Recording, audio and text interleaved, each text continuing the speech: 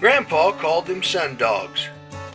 According to him, whenever you saw these colorful spots in the sky, the weather was about to change. I hope that's right this morning. Wind chills are 20 below zero with blowing snow.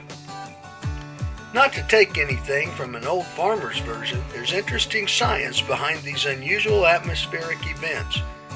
Technically, they're called halos. They're caused when sunlight hits ice crystals in the air.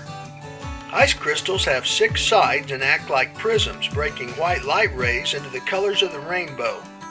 When things are just right, vivid sundogs appear in the sky on one or both sides of the sun.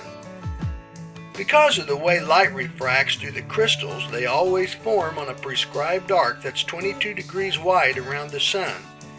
Sundogs can last from mere seconds to an hour or more. Sundogs usually form on ice crystals high in the stratosphere, often associated with cirrus clouds. But today's brilliant spikes occurred when blizzard winds whipped snow crystals into the air just above the Earth, magnificent rainbow accents to the brutal Arctic cold. They made a beautiful backdrop to eagles playing above the Milford Dam. Sundogs, they're another interesting facet of the ever-changing Kansas outdoors. I'm Mike Blair for Kansas Wildlife and Parks.